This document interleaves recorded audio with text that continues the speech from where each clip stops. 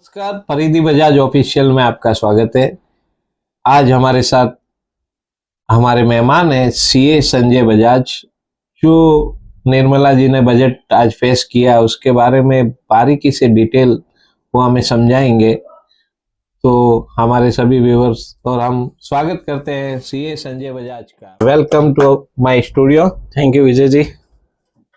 तो संजय जी, आप मेरे को दर्शकों को बजट के बारे में सरल भाषा में समझाना है।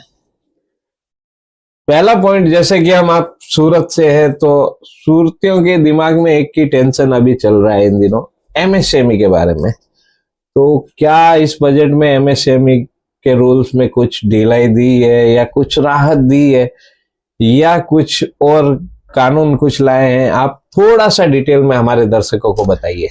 देखिए विजय जी, मैं आपको एक बात क्लियर कर देता हूं कि एमएसएमई का जो नियम है 45 दिन वाला, उसमें कोई चेंज नहीं किया गया है।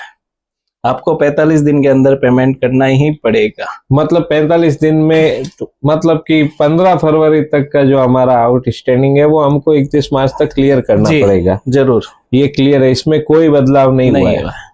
ओके। और थोड़ा बहुत इसमें इन्होंने चेंज किया है, थोड़ी क्रेडिट लिमिट बढ़ाई है आपके लिए। भाई आपको अनसिक्योर्ड लोन सीजीटी एमएससी के तहत आपको ज्यादा लोन दी जाएगी। पहले जो लिमिट 10 करोड़ की थी वो अभी 20 करोड़ की है स्टार्टअप्स के लिए, और एमएसएमईज के लिए 5 करोड़ थी जो लिमिट थी वो अभी 10 करोड़ कर दी है। वो अनसिक्योर्ड आपको क्रेडिट लिमिट वो देंगे गवर्नमेंट की गारंटी। हाँ, कुल मिला के बात ये है कि गवर्नमेंट कह रही है आप लोन लो लेकिन आप पेमेंट क्लियर करो। और एमएसएमई की जो डेफिनेशंस है, स्मॉल, माइक्रो, स्मॉल और मीडियम, इनका चेंज किया है बाइफरकेशन टर्नओवर के हिसाब से और मशीनरी कैपिटल इन्वेस्टमेंट के हिसाब से भी। अच्छा, इनका दायरा बढ़ाया है। अब 500 करोड़ तक की जो टर्नओवर है अगर किसी फर्म का, तो वो भी आप एमएसएमई में आएंगे, वो मीडियम में आ जाएंगे। ओके।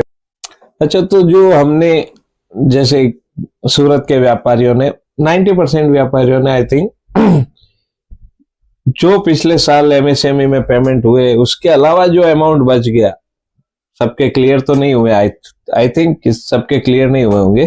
जो बच गया उसके credit note, debit note issue करके जैसे तैसे उसको नील कर दिया। ये सही है या गलत है, ये हमारे व्यूअर्स को बताइए। देखिए, अगर आप एक्चुअल मूवमेंट ऑफ गुड्स जाननी होती, आप खाली क्रेडिट नोट दिखा देते हैं भाई सेल्स रिटर्न किया है, तो वो मेरे ख्याल से गलती है। कभी इन केस इन फ्यूचर कभी इंक्वायरी होती है तो फिर आपको जस्टिफाई करना पड़ेगा कि भाई हमने ये जो